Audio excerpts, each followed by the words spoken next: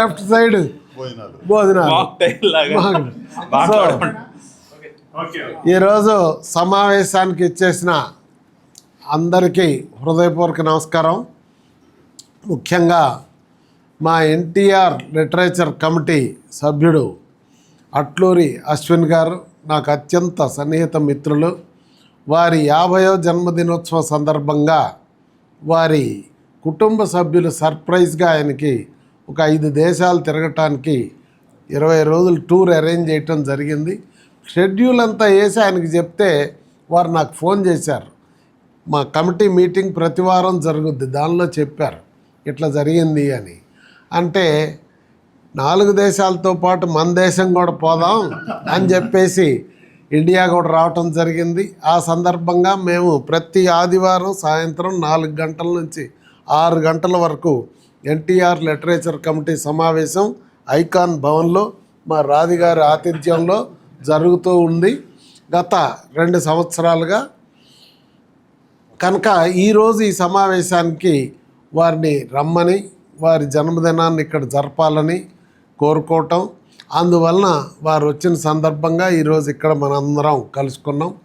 వారికి భగవంతుడు ఆయురారోగ్య ఐశ్వర్యం కల్పించి నిండు నూరేళ్లు జీవించాలని, మళ్ళా ఈ సందర్భంగా ఈ మాటలు రికార్డ్ అయితే కనుక మళ్ళా 100వ సంవత్సరంలో కలవాలని అందరం అయితే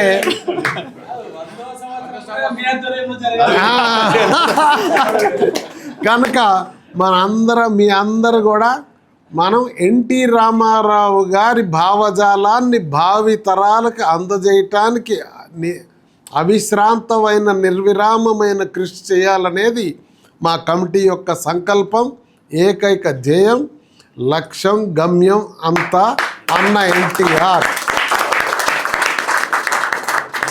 ఈ సందర్భంగా అన్నగారి 100 అడుగుల విగ్రహాన్ని హైదరాబాద్ మహానగరంలో స్టాచ్యూ ఆఫ్ లిబర్టీ లాగా చరిత్ర ఉన్నంతకాలం ఉండే విధంగా భావి తరాలకి ఒక టూరిస్ట్ స్పాట్గా అభివృద్ధి చేసేందుకు మా లక్ష్యం పెట్టుకొని పనిచేస్తున్నాం. అందుకు అందరినీ కూడా ప్రపంచవ్యాప్తంగా ఉన్న ఎన్టీఆర్ అభిమానులు, తెలుగు జాతి పౌరులందరూ కూడా దీనికి సహాయ సహకారాలు అందించాలని, ముందుకు రావాలని భగవంతుడు మీ అందరికీ సంకల్పం కల్పించాలని కోరుకుంటూ ఈ సందర్భంగా నమస్కారం, సెలవు. ఖచ్చితంగా అది అంతకన్నా నేను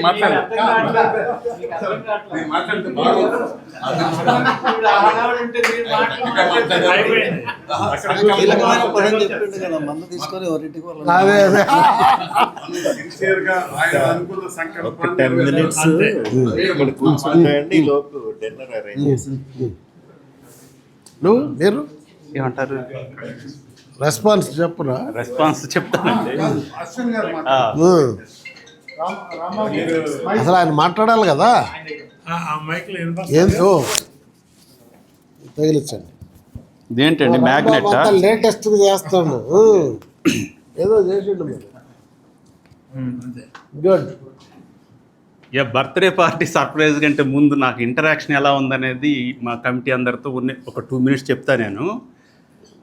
ఫస్ట్ 2019లో గవర్నమెంట్ చేంజ్ అయిన తర్వాత జరుగుతున్న మీద నేను కొంచెం వర్క్ చేస్తున్నప్పుడు అమరావతి సిచ్యువేషన్స్ మీద ఫస్ట్ టైం అశ్విని దత్ గారండి, మీరు ఎన్ని చేస్తున్నారు బాగుంది, మీకు కరెక్ట్గా సూట్ అయ్యే పర్సన్ జనార్దన్ గారు, ఆయన నెంబర్ ఇస్తాను ఒకసారి మాట్లాడండి అన్నారు ఆయన. అంటే సరే మాట్లాడతాలేండి అని ఏదో సాంగ్ ఏదో నేను చేస్తున్నప్పుడు అది రిలీజ్ చేద్దామంటే ఏదో ఇబ్బందులు వస్తున్నాయి. ఇప్పుడు ఫస్ట్ టైం జనార్దన్ గారితో మాట్లాడితే బ్రహ్మాండంగా ఉందండి ఈ సాంగ్, వదిలేండి ప్లాట్ఫామ్లో మనం చూసుకుందాం, ఇది మామూలుగా ఉండదు అన్నాడు. అనగానే జగన్ పేరు మీద ఆ సాంగ్ రిలీజ్ చేసేవాడు, బొరోరు ముండోడ అనేది. ఆ పాట పెద్ద హిట్ అయింది. అప్పటి నుంచి ఆయన ఎప్పుడు కనపడిన దాని గురించి ఎప్పుడు చెప్పడం అదే మాట చెప్పేవారు 100 సార్లు అయినా. అన్ని ఛానల్లో అది ఏబిఎన్లో 2 years పాటు కంటిన్యూగా ప్లే అయింది.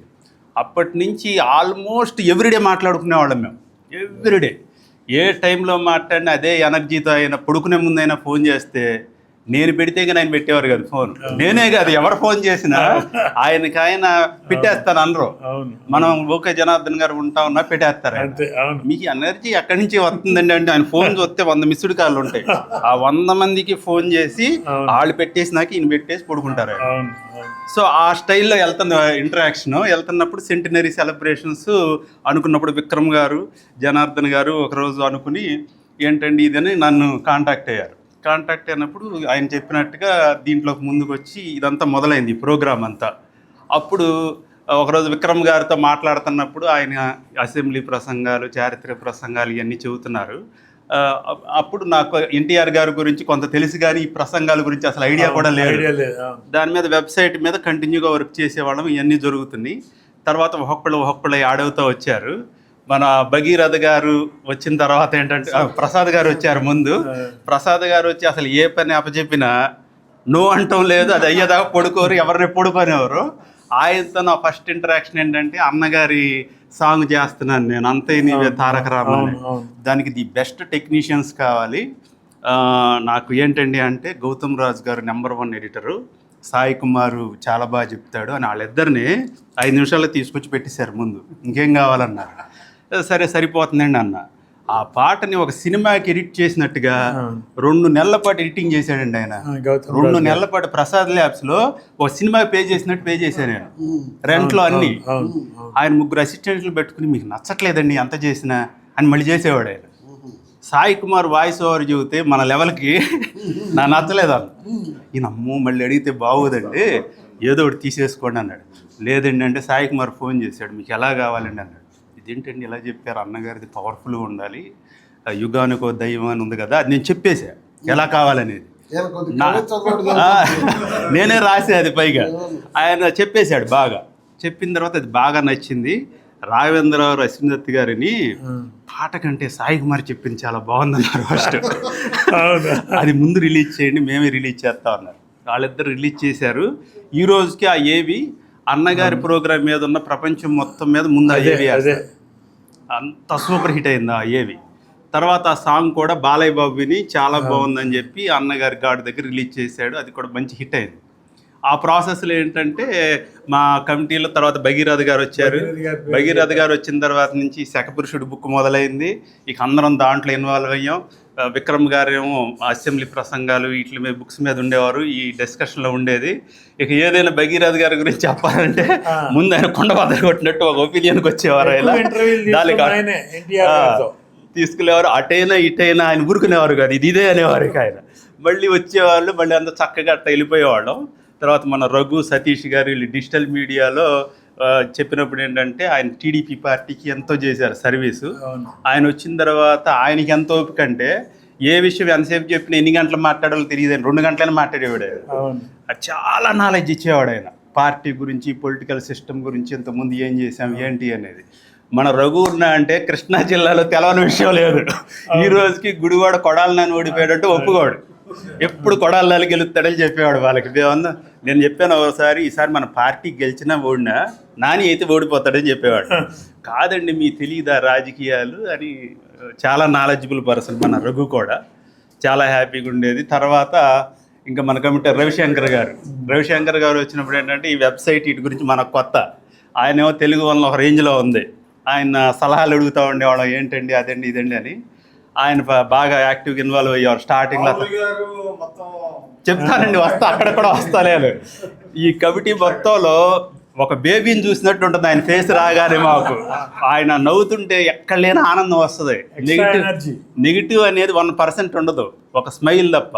వెళ్ళేలోపు ఒక 10 జోకులను వేసి అందరిని నవ్వించి హ్యాపీగా దాన్ని ఫుల్ఫిల్ చేసి వెళ్తాడు ఆయన లేకపోతే ఎంత లోటుకు ఉందండి. మధ్యలో కొన్ని నైట్ మేము ముగ్గురం కలిసి శకపురుషుడు ఎడిటింగ్ లో దాదాపుగా 12 అయింది ఆ నైట్. ఇక తెల్లారి ప్రింటింగ్ వెళ్ళిపోవాలి, ఏదో కొంచెం మార్పులు చేర్పులు ఉంటే వారు కూడా కూర్చున్నారు 12 o'clock. ఆయన చాలా మోరల్ సపోర్ట్. ఆయన ఒకటి జనార్దన్ గారి వల్ల ఆయన యాక్చువల్లీ శకపురుషుడు చివరి క్లైమాక్స్కి వచ్చేసరికి టెన్షన్ వచ్చింది అందరికీ. జనార్దన్ గారి ఇన్వాల్వ్మెంట్ అప్పుడు ఎలా ఉందని నేనున్నా కదా, అసలు ఒక పక్కన ఫోన్ పట్టుకునేవాడు ఆయన, ఒక పక్కన ఎవరితో మాట్లాడే, ఒక పక్కన ఫోటోలు చూసేవారు. ఇవన్నీ చూస్తే గంటలు పడుకోకుండా పనిచేసినందుకు దానికి ఉన్న రికగ్నేషన్ అండి మామూలుగా ఎలా వచ్చిందంటే వరల్డ్ మొత్తం అమెరికాలో జనార్దన్ గారు వచ్చినప్పుడు ఆయన చూడగానే శకపురుషుడు బుక్ ఉందేమో అడగమనేవారు నన్ను అడిగేవారు అడిగి తీసుకురమ్మనేవారు. ఈయనేమో మేమిద్దరం ఇలా అతుక్కుని ఉండేవాడు అన్ని చాట్ల. ఒకసారి కొద్దిగా సపరేట్ అయితే వెళ్ళగానే ఆయన బుక్స్ అన్ని ఎన్టీఆర్ దగ్గర పెట్టారు. ఆయన తెలిసిన వాళ్ళు తెలవనాళ్ళు వచ్చే దగ్గర బుక్స్ మొత్తం పట్టుకుపోయారు. వచ్చేసరికి 2, 3 మిగిలినాయి.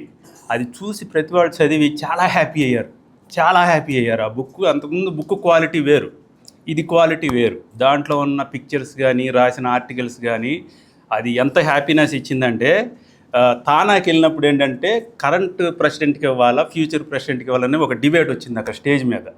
బాలయ్య బాబు ఏమన్నా అంటే మా ఏవి వేసుకున్నాం కదా, ఈయన స్పీచ్ ఉంది, తానాలు ఏవి ఉంది, రెండిట్లో ఒకటే ఛాన్స్. ఈయన ఏమన్నాడు స్పీచ్ అన్ని సార్లు ఎత్తాం కదండి ఏవి వేసేమన్నాడు. ఏవి వేసేయమంటే వాళ్ళు ఏం చేశారు, మన ఆల్మోస్ట్ 20 minutes ఉందండి. అది పెద్ద ఏవి, బాగా పెద్ద ఏవి అయితే అంత టైం లేదు అక్కడ. వాళ్ళు ఇది వేయకుండా స్కిప్ చేద్దామని ట్రై చేస్తే ఈయన పొట్టు వదలకుండా నేను స్టేజ్ ఎక్కిచ్చారు నన్ను. ఆయన ఏం చేశారు, బాలయ్య పక్కకి వెళ్ళి బాలయ్య చెప్పాడు ఇలా కావాలండి మాకు ఏవి అని. బాలయ్య అని పిలిచి ఏవి పడాలి అక్కడ అన్నారు. వీళ్ళు అంటున్నారు ఇది డౌన్లోడ్ అవ్వట్లేదు పడదా అన్నారు. డౌన్లోడ్ చేయమన్నారు. అటు సురేంద్ర అశ్విన్ గారు అని టూపుతున్నాడు. ఈ టైంలో వచ్చి టెన్షన్ పెట్టేస్తారేంటండి నన్ను, బాలయ్య చంపేస్తున్నాడు, నేనేం తినలేదు, ఇది డౌన్లోడ్ అవ్వట్లేదు అన్నారు. అప్పుడు మీకు గుర్తుండ శ్రీ అట్లూరి అని న్యూ జెర్సీలో ఒకళ్ళు ఉన్నారు, వాళ్ళ వైఫ్ అక్కడ కోఆర్డినేటర్ కింద ఉంది స్టేజ్. నేను చెబుతాను ఎలా చేయాలని చెప్పాను. డౌన్లోడ్ అయింది, బ్రహ్మాండంగా వచ్చింది. అది ఏవి వచ్చిన తర్వాత కరెంట్ ప్రెసిడెంట్ ఫ్యూచర్ ప్రెసిడెంట్ నేను తీసుకుంటా అనుకున్నారేమో శకపురుషుడు బుక్. అది డిసైడ్ అవ్వట్లా. లాస్ట్ మినిట్ దాకా వెళ్తే జనార్దన్ గారు స్టేజ్ ఎక్కారు. ఎక్కి ఇక ఇది తేల్చండి అనేసరికి వాళ్ళు ఇద్దరినే నుంచోబెట్టి ఇద్దరికి ఇచ్చాం బుక్స్. ఆ తానా ప్రోగ్రాం మొత్తం మీద అన్నగారి హైలైట్ అయినట్లు ఏవి శకపురుషుడు బుక్కు, అన్నగారి ప్రాంగణం. దాని తర్వాత మేము వెళ్ళిన మీటింగ్స్ ప్రతి చాట వచ్చిన రెస్పాన్స్ అవన్నీ చూసిన తర్వాత మనకు అనిపించింది చరిత్రలో ఇలాంటి అవకాశం కొంతమంది కొన్నిసార్లు వస్తుంది. మన అదృష్టం కొద్దీ మనకు దక్కింది. ఇది ఎన్నేళ్ళు చేసినా ఆగదు, ఇది వెళ్తానే ఉంటుంది. ఎందుకంటే ఎప్పటికప్పుడు నేను అనుకున్నాను ఇంకేం పని ఉంటుంది మనకు, అయిపోయింది ఎలక్షన్ అయిపోయింది, బుక్స్ అయిపోయినాయి, వెబ్సైట్ అయిపోయింది, వెబ్సైట్ని ముందుకు తీసుకెళ్తాం, ఏం పని ఉందని అనుకున్నాం. మళ్ళీ మీరు తారక రామారావుతో వచ్చారు. ఈయన ఇప్పుడు ఈ పోటీలు అని చెప్పి ఆయన బిక్కి కృష్ణ గారు కొన్ని కాన్సెప్ట్స్తో వచ్చారు. ఇప్పుడు ఈయన పొద్దున్నే స్వరాభిషేకం కాన్సెప్ట్ చెప్పారు. రేపొద్దున ఏంటి మన విగ్రహం మొదలవుతుంది. తర్వాత ఇప్పుడు మన డేటా సైంటిస్ట్ ఆయన వచ్చాడు, కొత్త పెట్టుకుని ఆయన మొదలు పెట్టాడు. ఇది ఎక్కడ అవుతుందో తెలవట్లో మొదలవటం తప్పితే శకపురుషుడు టైటిల్కి యుగ పురుషుడు అని అదని ఇదని రకరకాల టైటిల్ అనుకుంటున్నాం అందరం కారులో. జనార్దన్ గారు నేను వస్తున్నప్పుడు మన కమిటీ వాళ్ళు కూడా యుగ పురుషుడు శకపురుషుడు బాగాలేదన్నారు. ఈయన అలిగేశాడు, ఫోన్లు ఎత్తకపోతే జనార్దన్ ఏమండి భగీరథ గారు ఫోన్లు ఎత్తట్లేదు ఏంటన్నాడు. అంటే ఆయన కాదంటే ఒప్పుకోడండి, కన్విన్స్ చేయాలి అని ఆయన పిలిచి శకపురుషుడు అంటే ఏంటని మీటింగ్లో పెట్టి ఈయన పిలిచాం. ఎవరో అన్నారు, పేరు గుర్తులేదు, శకపురుషుడు అంటే శకానికి అండి, యుగ పురుషుడు అంటే యుగానికి అన్నారు. ఇక ఆడేసుకున్నాడు ఈయన అందరినీ. శకం అంటే ఏంటి, యుగం అంటే ఏంటి, పురుషుడు అంటే ఏంటి, మొత్తం లింగాలతో సహా మొదలుపెట్టాడు ఆయన. మొదలుపెట్టి అంతా చెప్పిన తర్వాత ఈయనతో గోలెందుకులే అని ఒప్పేసుకున్నారు అందరూ. కానీ కారులో వెళ్ళినప్పుడు బాగా ఆలోచించి నిజంగా జెన్యూన్గానే జనార్దన్ గారికి నాకు అందరికి అనిపించింది శకపురుషుడే కొత్తగా ఉంది, బాగుంటుంది, ఇది పెడదాం అనుకున్న తర్వాత శకం అది శాలివాకను శకం ఎట్టయితే చరిత్రలో ఉందో ఎన్టీఆర్ క్రీస్తు శకం లాగా ఎన్టీఆర్ శకం అని రావాలంటే అప్పుడు ఆ కాన్సెప్ట్కి మేము ఏది ఒప్పుకున్నా దానికి ఒక జస్టిఫికేషన్ ఉంటుంది. డిస్కషన్ మెంబర్లందరిలో ఎంత సేపు అయినా మాట్లాడుకుంటాం. చివరికి అందరూ ఎక్కువ మంది ఆమోదించిందే చేస్తాం. మేము మాట్లాడుకున్న దాంట్లో ఏం తేడాలు ఉండవు. అట్లా శకాని ఎన్టీఆర్ శకం గుర్తుండాలనేది కాన్సెప్ట్ శకపురుషుడు. అది కొత్తగా కూడా ఉందండి, అంతవరకు ఎవరో పెట్టని పేరు అది. కానీ దాని సక్సెస్ అనేది ఈ రోజుకి ఉంది. ఆ బుక్ ఉన్న వాల్యూ అసలు అది నోడలో నాంతుంది. సో అది అన్ని రకాలుగా కమిటీ ముందుకెళ్తా ఇక ఫ్యూచర్లో జరగబోయే ఏంటంటే మేము వెళ్ళి చెప్పింది ఏంటంటే అమెరికాలో మనం ఏమేమి డెవలప్ చేస్తున్నాం ఏంటి అనేది జనార్దన్ గారు టెక్నికల్గా కూడా హాలోగ్రామ్ టెక్నాలజీతో అన్నగారు వచ్చి మీతో మాట్లాడతారని ఒక రేంజ్లో చెప్పాము. మనం అనుకున్నదే, అది నిజంగా జరిగేదే. అది ఇందా చెప్పినట్టు ఆ 400 కాదు, యాక్చువల్గా అది 1000 ఎకరాలు, అసలు 400 అప్పుడు అనుకున్నాం. సో అదైతే అది ఇప్పుడు వచ్చిన దాంట్లో కూడా చేసే అవకాశం ఉంది, టెక్నికల్గా ఎంతో డెవలప్ అయింది కాబట్టి. మొన్న నేను చూసిన లేజర్ షోస్ కానీ మనం ఇండోనేషియా వెళ్ళినప్పుడు గరుడ అని ఒకటి చూసామండి కొండ మీద. ఇందా మన రాజాతో కూడా మాట్లాడాను. విష్ణుమూర్తి ఒక గరుడు మీద దాని మీద వస్తాడు, లిఫ్ట్ ఉంటుంది, ఆ ఐస్లోంచి వ్యూ మొత్తం చూడొచ్చు. అట్లాంటిదే మనం కూడా బిల్డ్ చేసి కింద నుంచి అన్నగారి చెయ్యి ఇలా పెట్టినట్టు ఇలా పెట్టి ఈ బ్రిడ్జ్ ట్రాన్స్పరెంట్గా పెట్టి ఈ చేతి మీద నుంచి వ్యూ ఉండేటట్టుగా పెడితే ఇంతవరకు ఎవరో చేయలేదు అసలు మామూలుగా. అలాంటి మనం చేయటానికి తక్కువ సైట్ ఉంటే ఎక్కువ విజిబిలిటీ ఉండేటట్టుగా మనం అలాంటి అయినా ప్లాన్ చేయొచ్చు. ఇక నెక్స్ట్ ఇయర్ నుంచి మన ఫోకస్ అంతా విగ్రహం మీద ఉంటుంది. ఈ ఈవెంట్లు కంటిన్యూ అవుతుంటే ఇంటర్నేషనల్గా కూడా అన్నగారిది ప్రతి సంవత్సరం ఒక కంట్రీలో ఒక మంచి ఈవెంట్ చేయాలనే ఉద్దేశం ఉంది. దానికి కొంతమంది సెలబ్రిటీలతో మాట్లాడి వాళ్ళతో చేద్దామని ఉంది. కేఎస్ రామారావు గారి హెల్ప్ కూడా నేను అడిగాను ఆ మధ్య ఒకసారి. ఇలాంటిది కావాలండి అని కొంతమంది అపాయింట్మెంట్స్. ఎలక్షన్ల ముందు ఆయన గురించి కూడా చెప్పాలి. ఎలక్షన్ల ముందు భగీరథ గారు ఒకసారి నాకు కలిపారు ఆయన్ని. కలిపినప్పుడు ఆయన చాలా పెద్ద ప్రొడ్యూసర్, ఆయనకి తెలియంది లేదు. అక్కడైతే నాకు బాగా కనపడుతుంది. ఆయన చాలా చక్కగా కన్వే చేస్తున్నాడు, చెప్తున్నారు మొత్తం అంతా. అవి కంటెంట్ కరెక్ట్గా ఉందండి, బాగా చెబుతున్నాను అడిగేవారు ఆయన. నేను ఏదో నాకు తెలిసింది ఏదో చెప్పేవాడిని. ఎలా మాట్లాడితే బాగుంటుంది, వీడియోలు ఎలా రిలీజ్ చేస్తే బాగుంటుంది, ఏ టాపిక్స్ మీద మాట్లాడుతున్నాను కంటిన్యూగా చాలాసార్లు మాట్లాడేవాడు ఆయన నాతో. మాట్లాడితే నేను కూడా మీరు ఈ టాపిక్ ఇలా మాట్లాడితే బాగుంటుంది. ఒకరోజు పవన్ కళ్యాణ్ గారి గురించి పంపించాడు ఆయన. ఆయన ఉద్దేశం ఏంటో కానీ బాగుందండి, కరెక్ట్గా కన్వే చేశారు, కానీ మన పార్టీ ఇది కదా స్టాండ్ అదంటే ఆయన చెప్పిన లాజిక్ కూడా బాగుంది. మన పార్టీ గురించి మనం కంటే ఇతను తీసుకొచ్చి ఇవన్నీ చేశాడు కాబట్టి అతన్నే ముందు పెడితే బాగుంటుంది అంటే లాజిక్ బాగుందండి, అది వదిలేయండి వీడియో అంటే అది ఒకటి మంచి వీడియో ఒకటి చేశారు ఆయన. తర్వాత కొన్ని పాటలు రిలీజ్ చేశారు.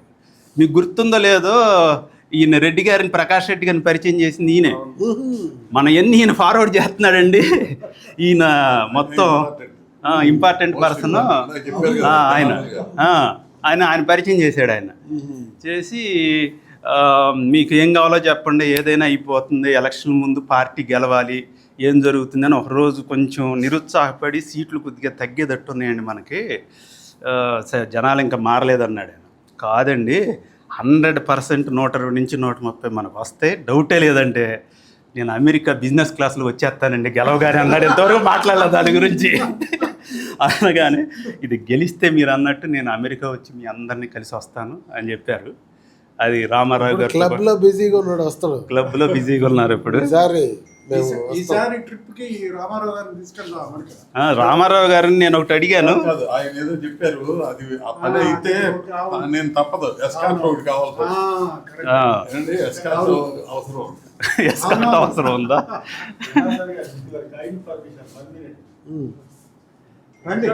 ఆంధ్రాలో రండి రండి.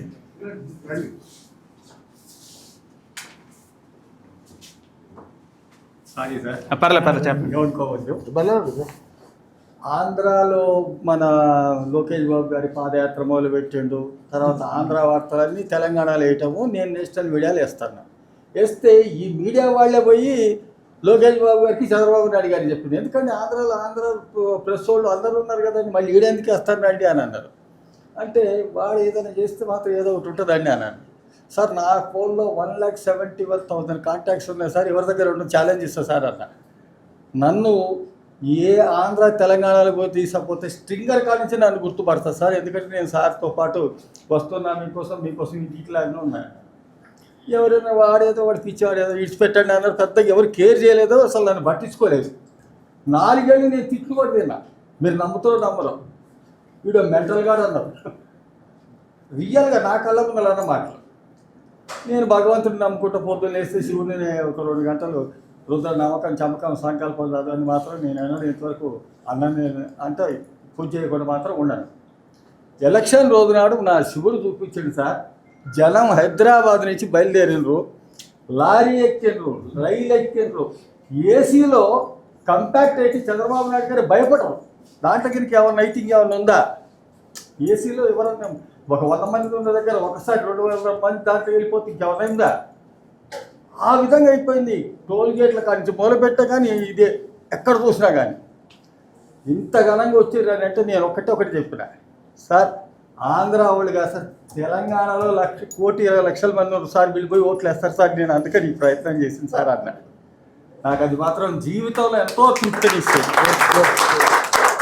ఫైనల్గా ఒకటి మర్చిపోయామండి, రాంబాబు గారి గురించి. ఆయన కూడా ఈయన మనకు అన్ని వెబ్సైట్స్ కానీ మన కమిటీలోకి ఆయన వచ్చిన తర్వాత ఏది జరిగినా మొత్తం అన్ని వెబ్సైట్లోను, మ్యాగజైన్స్లోను, డిజిటల్లోను దుమ్ము దులిపేస్తున్నాడు ఆయన. మొన్న ఏంటంటే నేను పర్సనల్గా ఆయనకి ఎందుకు థ్యాంక్స్ చెప్పాలంటే, బాలయ్యది 50 years జరిగింది కదా, అది మన సింగపూరు ఇక్కడ ఇండియా తర్వాత ఇంకెక్కడ జరగల, తర్వాత మన దగ్గర జరిగింది, మా దగ్గర కనెక్టికట్ దగ్గర న్యూ ఇంగ్లాండ్ ఏరియాలో జరిగినప్పుడు దాని పబ్లిసిటీ ఏంటంటే నాకు ఈటీవీ ఒకటి, ఏబిఎన్ ఒకటి, TV5, మహా టీవీ నలుగురు వేస్తారు నేను ఏ కంటెంట్ ఇచ్చినా. అంతవరకే ఉంటుంది ఎప్పుడు మన కవరేజ్. ఈయన రాంబాబు గారిని భగీరథ్ గారు చెప్పారు ఎవరిని సార్ ఎత్తాడని, రాంబాబు గారికి ఊరిని పంపించా కంటెంట్.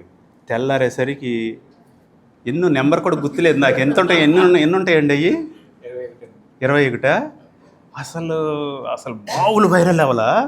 అమెరికాలో ఫస్ట్ టైం అంత వైరల్ అవ్వటం, వాళ్ళందరూ థ్రిల్ అయిపోయారు. మామూలుగా ఏంటి ఎప్పుడు చూడలేదు ఇంత పబ్లిసిటీ వచ్చింది దీనికి, మనం చేసిన దానికంటే అన్నిట్లోకి వెళ్ళిపోయింది, వైరల్ అయింది.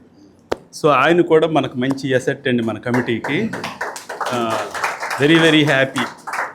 Excellent communicator. Yeah, so thank you all for coming అండి.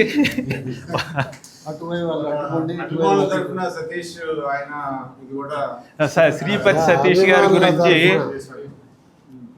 దేశంలో ఉన్న ప్రపంచంలో ఉన్న అభిమానులందరినీ కూడా కోఆర్డినేట్ చేస్తూ వాళ్ళందరినీ మనం సేవలు ఉపయోగించుకుంటాం. అన్ని రాష్ట్రాలు, ఆంధ్ర, తెలంగాణ, తెలుగు సమాజం ఎక్కడున్నా దేశంలో ఉన్న డిస్ట్రిబ్యూషన్ బ్రహ్మాండం చేశారు. డిస్ట్రిబ్యూషన్ బాగా చేశాడు. బుక్స్ అన్ని తెలుగు సమాజాలను నెట్వర్క్ చేసే బాధ్యత వారి మీద పెట్టాం. ప్రపంచంలో ఉన్న తెలుగు సమాజాన్ని నెట్వర్క్ చేసే బాధ్యత వీరి మీద పెట్టాం.